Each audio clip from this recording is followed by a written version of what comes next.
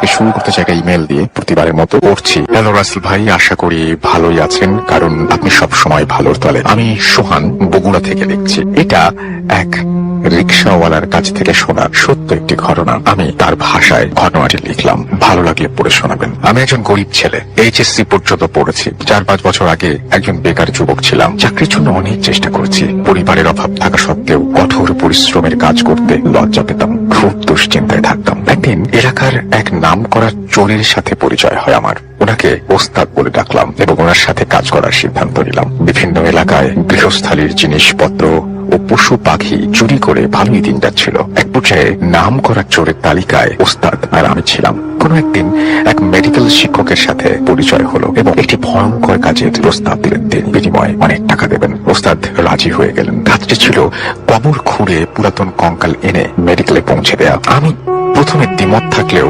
ওস্তাদের কথা ফেলতে পারলাম না। কাজটা করতে আমার ভীষণ ভয় করতো। ওস্তাদই সব করতো, আমি শুধু পাশে দাঁড়িয়ে থাকতাম আর এটা ওটা এগিয়ে দিতাম। খুব দ্রুত অনেক টাকা হয়ে গেল আমাদের। হঠাৎ একদিন এক তান্ত্রিকের সাথে পরিচয়। তান্ত্রিক আরেকটি কাজের প্রস্তাব দিলেন, বিনিময়ে আরো বেশি টাকা দেবেন। কাজটি হলো কবর খুঁড়ে শুধু লাশের মাথাটি এনে দিতে হবে। ওস্তাদ রাজি হয়ে গেলেন। তান্ত্রিক বিভিন্ন কবরস্থান থেকে নির্দিষ্ট লাশের মাথা কেটে আনতে বলতেন। আমি আর ওস্তাদ গভীর রাতের অন্ধকারে গিয়ে কাজটা করতাম। এসব কাজ ছিল অত্যন্ত ভয়ঙ্কর। প্রায় প্রতিদিনই কোনো না কোনো বিপদের সম্মুখীন হতাম। তবুও ভয়াবহ বিপদের কথা চিন্তা না করে পরিবার ও জীবিকার তাগিদে এই জঘন্য কাজটি করতাম। আমাদের এই গোপন কাজটি দিন দিন মানুষের কানে পৌঁছাতে লাগলো।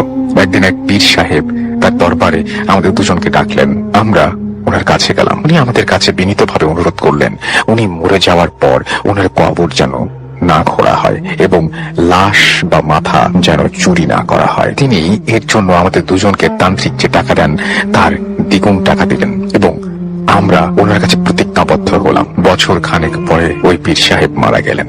আমি এইদিকে তান্ত্রিক ওই পীরের সাহেবের আর এইদিকে তান্ত্রিক ওই পীর সাহেবের কবর খুঁড়ে মাথা আনতে বললেন। আমি বললাম, না, এটা সম্ভব নয়। আমার পীর সাহেবের কাছে আমরা প্রতিজ্ঞাবদ্ধ। কিন্তু ওস্তাদ টাকার লোভে পীরের প্রতিজ্ঞা ভঙ্গ করলেন এবং তান্ত্রিকের কথায় রাজি হয়ে গেলেন। তখন আমি সিদ্ধান্ত নিতে পারলাম না কি করব। আজ পর্যন্ত কখনো ওস্তাদের কথা অমান্য করিনি। এদিকে ওস্তাদ বললেন, চিন্তা করিস কেন, আমাদের পেশায় তো পাপ, তাহলে প্রতিজ্ঞা ভঙ্গের পাপে আর কি হবে, চল। আমি প্রতিজ্ঞাবদ্ধ শরীরটা নিয়ে কেমন যেন সামনের দিকে অগ্রসর হতে পারছিলাম না।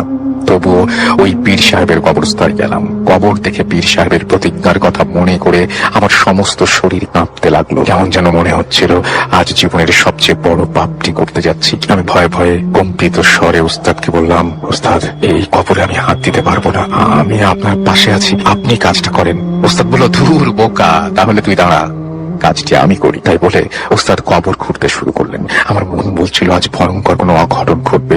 ওস্তাদ কবর খুঁড়ে দেখলেন এক কবরে দুটি লাশ। আমিও কবরের উপরে দাঁড়িয়ে দেখলাম ওস্তাদ দুটি লাশের কাফন খুঁড়ে ফেললেন। একটি লাশ ছিল পীর সাহেবের আর অপরটি ছিল ওস্তাদের নিজের। আমি তো দেখেই চমকে উঠলাম। ওস্তাদও নিজের লাশ দেখে বিশ্বাস করতে পারলেন না। ওস্তাদ বুক ভরা সাহস নিয়ে পীর সাহেবের লাশের গলা থেকে মাথাটা কেটে নিলেন। অমনি পীর সাহেব তার হাত দিয়ে ওস্তাদের গলা টিপে ধরলেন এবং ওস্তাদকে মেরে ফেললেন।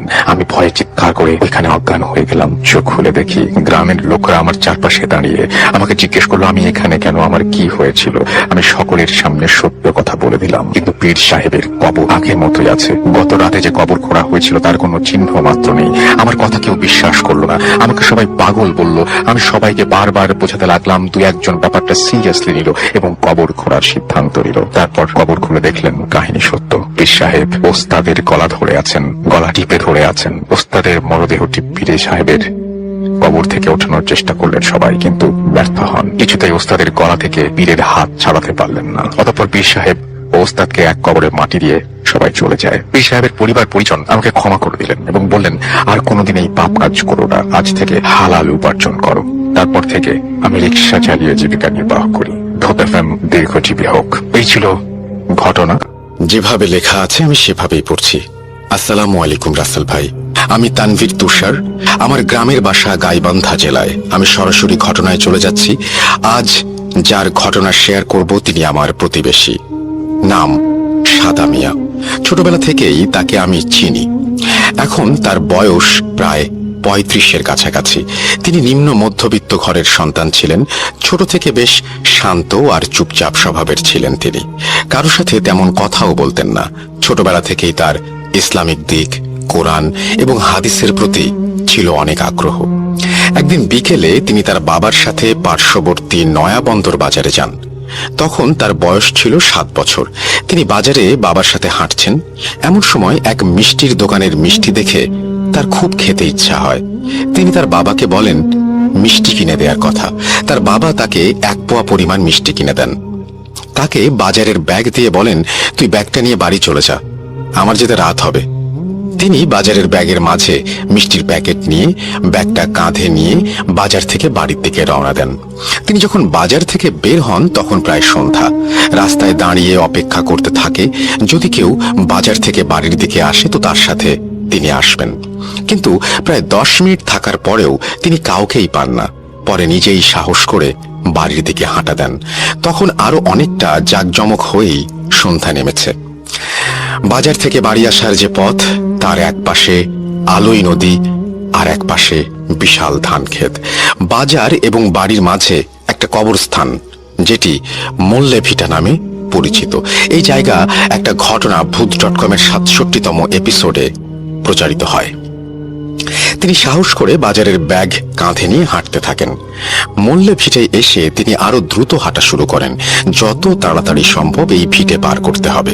কিন্তু তিনি যখন রাস্তার পাশে থাকা বিশাল ছাতান গাছের নিচে যান, তখন হঠাৎ আবছা দেখতে পান একটা কালো ছায়ার মতো কিছু একটা খুব দ্রুত তার চোখের পলকেই গাছ থেকে নামলো এবং মনে হলো সেটা তার পাশ কাটিয়ে উল্টো দিকে চলে গেল। উনি এটা দেখে প্রচুর ভয় পেয়ে একটা দৌড় দেওয়ার চিন্তা করেন। ঠিক তখনই পেছন থেকে পিঠে জোরে একটা ধাক্কা অনুভব করেন। ধাক্কাটা এত জোরে ছিল যে উনি অনেকটা জোরে মুখ থুবড়ে রাস্তার ওপর পড়ে যান, আর ওনার কাঁধ থেকে ব্যাগটা ছিটকে চলে যায় ওই গাছটির দিকে। উনি দ্রুত উঠেই ব্যাগটি কুড়িয়ে নিয়েই বাড়ির দিকে দৌড় দেন এবং বাড়িতে এসে একটা চিৎকার দিয়ে উঠোনে পড়ে যান।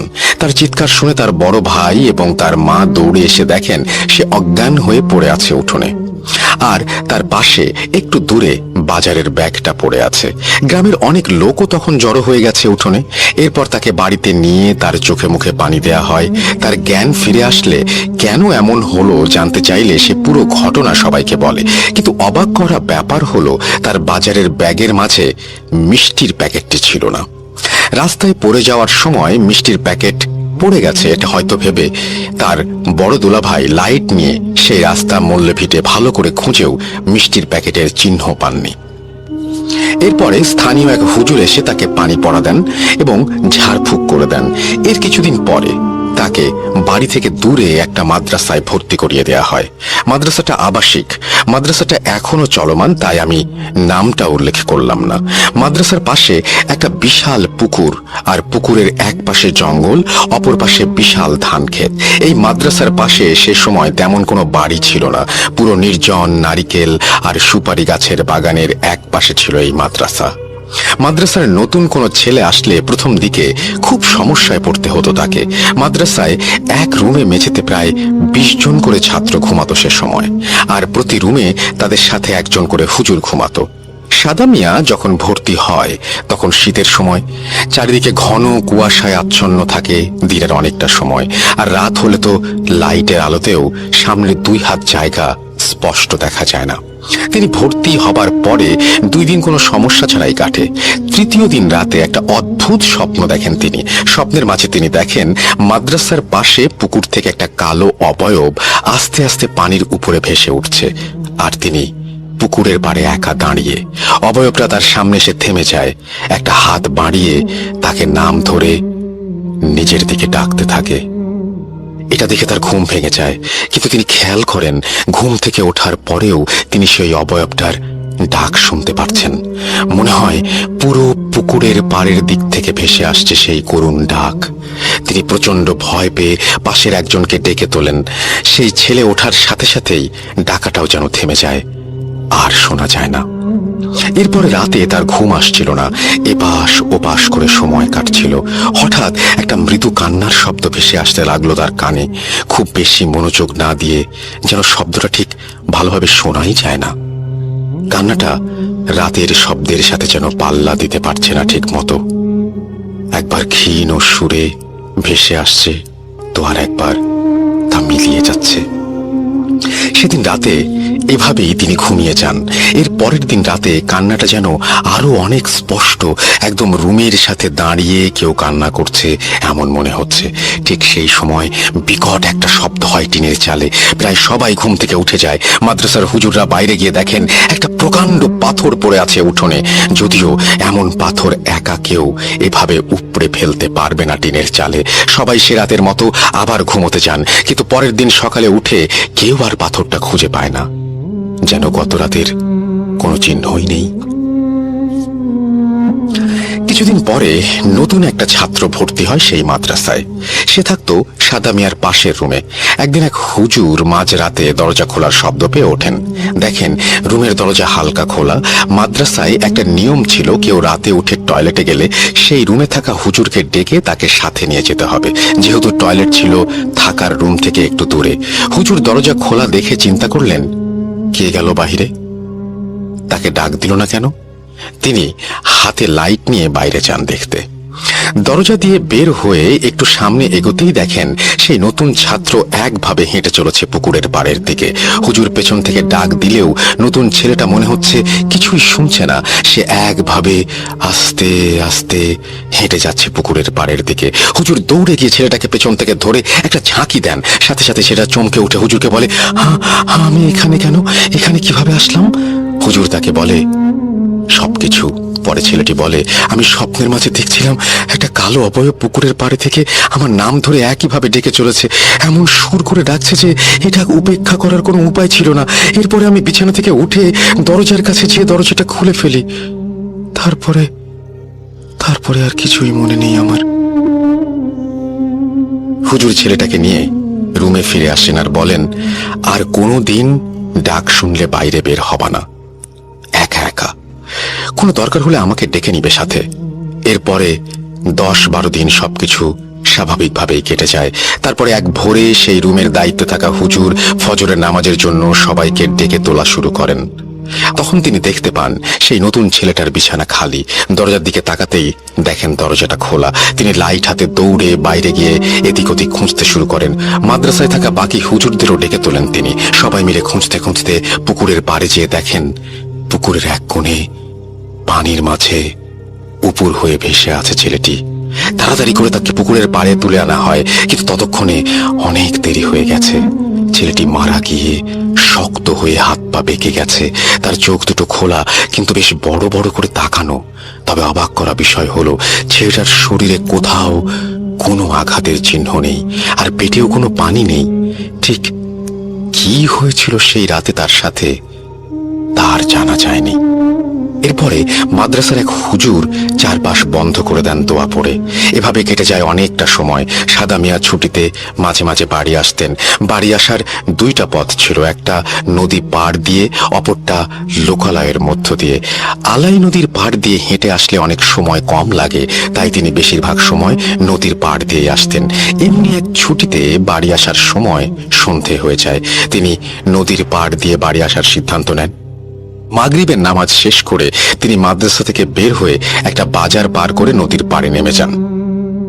এদিকটায় বাড়িঘর নেই। নদীর পাড়ে কাশবন দিয়ে ভরা। নদীর তখন অল্প পানি, তাই পাড়ের কাছে অনেক পলিমাটির কাদা। তিনি চিন্তা করেন এই কাশবনের মাঝে দিয়ে এখন যদি যায় তাহলে সাপ আর শেয়ালের একটা ভয় আছে, তাই তিনি নদীতে নেমে যান। পলিকাদার মাঝে দিয়ে হাঁটা ধরেন গোড়ালি পর্যন্ত, বা কখনো তার একটু বেশি কাদা। এর মাঝে দিয়ে হেঁটে চলেছেন তিনি। বাজার থেকে 5 মিনিট নদীপথে হাঁটার পরে একটা বাঁক আছে, যেখানে পানির গভীরতা তুলনামূলকভাবে বেশি। গ্রীষ্মের সময় যখন নদীর অন্য জায়গার পানি শুকিয়ে যায়, এই বাঁকে তখনও গভীর পানি। এই জায়গাটা কখনো শুকায় না। তিনি সেই জায়গায় আসার পর খেয়াল করেন তার পাশের কাশবনের ঝোপের মধ্যে একটা খসখস খসখস শব্দ হচ্ছে। কাশফুলের গাছগুলো একটা জায়গায় দুলছে, মনে হচ্ছে কেউ ভেতরে বসে আছে। তিনি ভাবেন এই সন্ধ্যায় এখানে একা আসা মোটেও ঠিক হয়নি।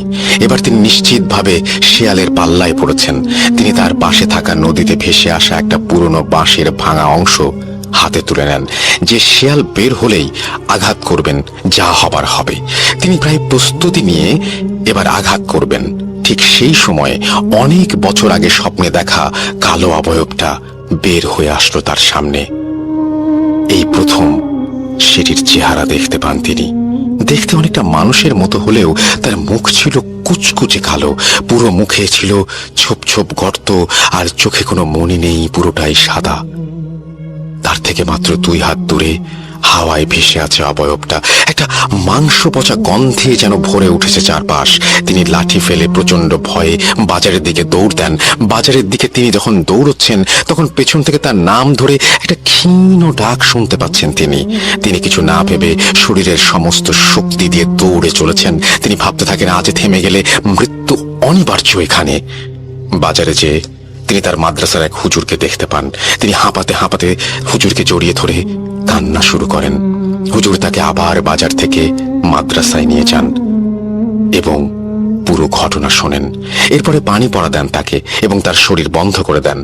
পরদিন সাদা মিয়ার বাড়িতে খবর দেয়া হয়। এদিকে তার রাত থেকেই প্রচন্ড জ্বর, ঠিকমতো কথা বলতে পারছেন না তিনি। বাড়ির লোক সব শুনে তাকে নিতে আসেন বাড়িতে।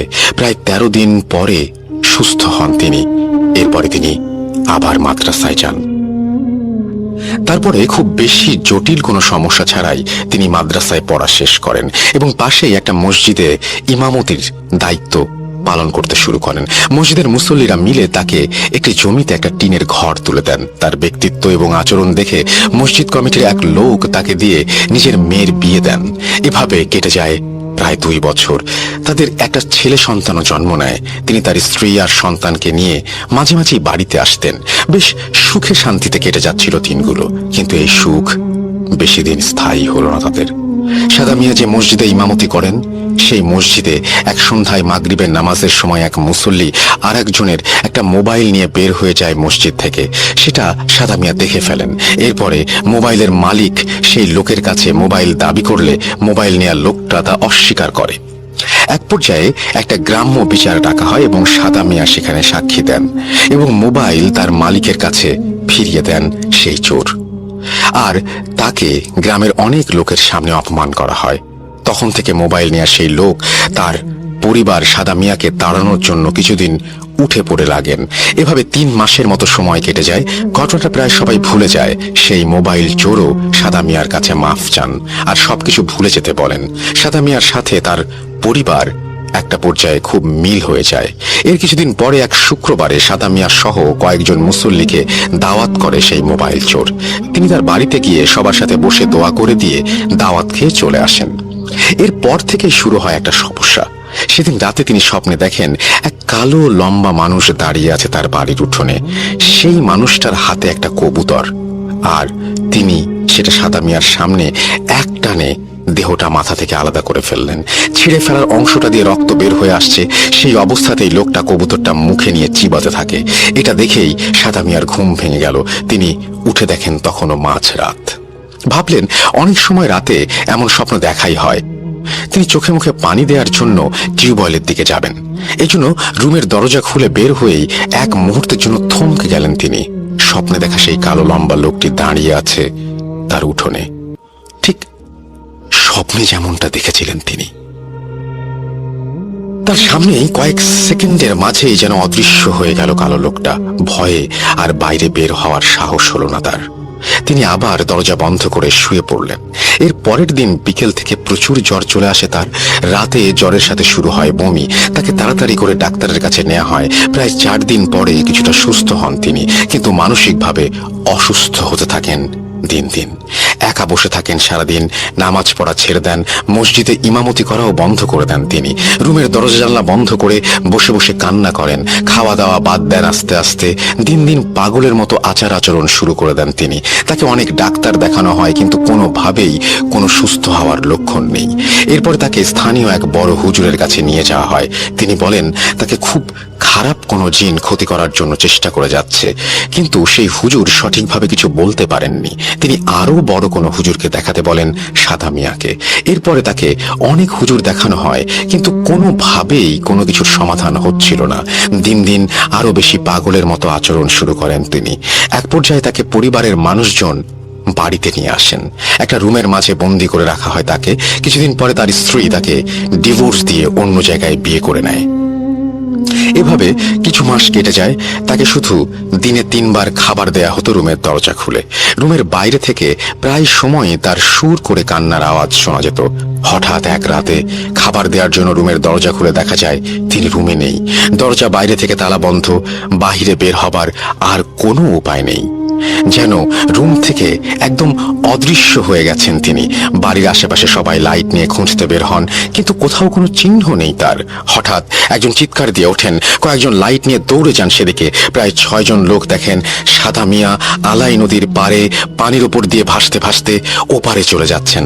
তাকে দেখে মনে হচ্ছে সে পানির উপরে দাঁড়িয়ে আছে আর সেই অবস্থাতেই ভেসে যাচ্ছে।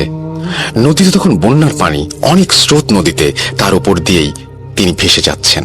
এটা দেখে তার বড় ভাই সহ 3 জন নদীতে সাঁতার দেন তাকে ধরতে। তারা যখন মাঝ নদীতে প্রায় দেখেন সাদা মিয়া রাস্তা দিয়ে দৌড়াচ্ছে মল্লে ভিটার দিকে। তারাও নদী পার হয়ে ডাকতে ডাকতে পেছনে দৌড় দেন। তাদের মাঝে প্রায় 10 হাতের দূরত্ব। তখন সাদা মিয়া মল্লে ভিটার কাছে গিয়ে যেন আবার তাদের সামনে থেকে হারিয়ে যান। তারপর তারা আশেপাশে অনেক খোঁজ করেন, কিন্তু তাকে কোথাও আর পাওয়া যায় না। প্রায় 1 ঘন্টা তারা খোঁজ করে বাড়ি ফিরে আসেন। পরদিন সকালেও তারা মল্লে ভিটে গিয়ে খোঁজ করেন, কিন্তু তাকে কোথাও খুঁজে পাওয়া যায় না। 3 দিন পর রাতে একটা ঝড় হয়ে যায়। প্রচুর বাতাস আর বৃষ্টি হয়।